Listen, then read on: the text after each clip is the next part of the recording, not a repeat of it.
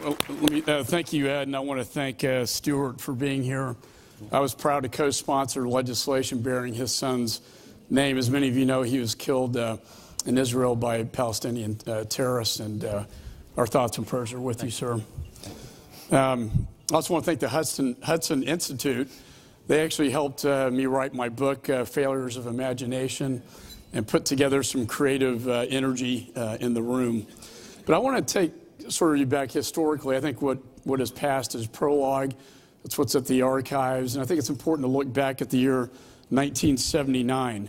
That year transformed the Middle East and changed the world.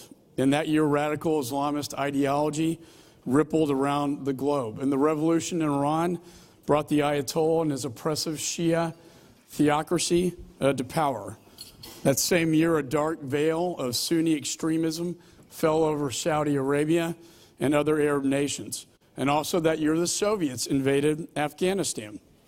And the Mujahideen, under the leadership of Osama bin Laden, became a force to be reckoned with. It was as if time had gone backwards. And today, 38 years later, and 16 years after 9/11, the threat landscape remains.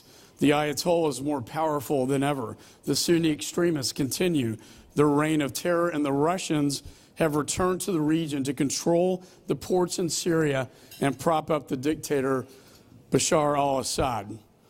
Fortunately, last week we saw a crushing blow to ISIS in Raqqa, Syria, and before that in Mosul. And after watching, as Ed and I watched this so-called caliphate metastasize in Iraq and Syria under the previous administration and over the life of my chairmanship, and after constant briefings on their external operations and threats to the homeland, we can finally see a defeat of ISIS in the region. But before we celebrate or claim victory, I believe it's important to caution that radical Islamist terror is still alive and well. And all one needs to do is look at the northern Africa and the recent events in Niger. All one needs to do is look at Iran and its growing presence in the Middle East. All one needs to do is look at how hateful ideology mastered the global bandwidth of the internet by recruiting, training, and radicalizing future militants to its cause. I recently traveled to Israel with Chairman Royce, and there we had a candid discussion with Prime Minister Netanyahu about the greatest threat to his country, the Shia crescent from Iran.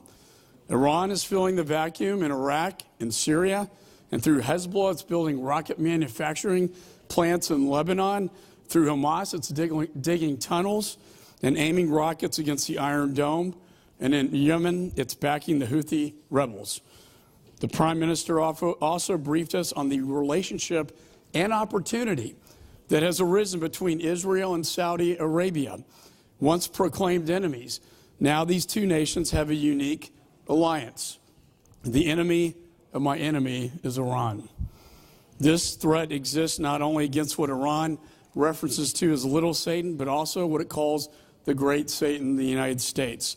The threat of a nuclear Iran is real and must be stopped. And in Congress, under Ed Royce's leadership, we passed the sanctions on Iran's ballistic missile program as well as Hezbollah. And as the President announced, we will also sanction the Iran's Revolutionary Guard Corps, a bill that I passed in 2 prior Congresses to designate them as a foreign terrorist organization, because that is what they are. Finally, we must deal with the issue of terror financing. Qatar stands as a leader when it comes to funding Hamas, ISIS extremists. In Syria, they fund al-Qaeda and the Taliban. Qatar also has a unique and disturbing relationship with Iran. I believe it's time to hold them accountable. If Qatar is to remain an ally, it must renounce its terror affiliations. Thank you. Muslim Brotherhood continues on the march to threaten Egypt and the region. It was also al-Qaeda that grew out of the Brotherhood. President Morsi and the so-called Arab Spring liberated them. President al-Sisi is trying to restrain them, and we must support him. The Muslim Brotherhood under Yusuf al-Qaradawi proclaimed that Allah used Adolf Hitler to wreak the Holocaust upon the Jews as divine punishment and praised him for putting the Jews in their place. Winning this struggle is personal to me. My father was a bombardier in World War II and participated in the D-Day air campaign. He bombed the Nazis. I recently visited Auschwitz to see firsthand the terror and systematic exterminations that the Nazis perpetrated on the Jewish people and the horrors of the gas chambers and Dr. Mengele. What my father and Ed Royce's father and their generation were fighting against was pure evil. It is no surprise that the radical Islamists were then allies of the Nazis. As a once famous Jewish man said, in Jewish history, there are no consequences. We must always remember and never forget. Thank you.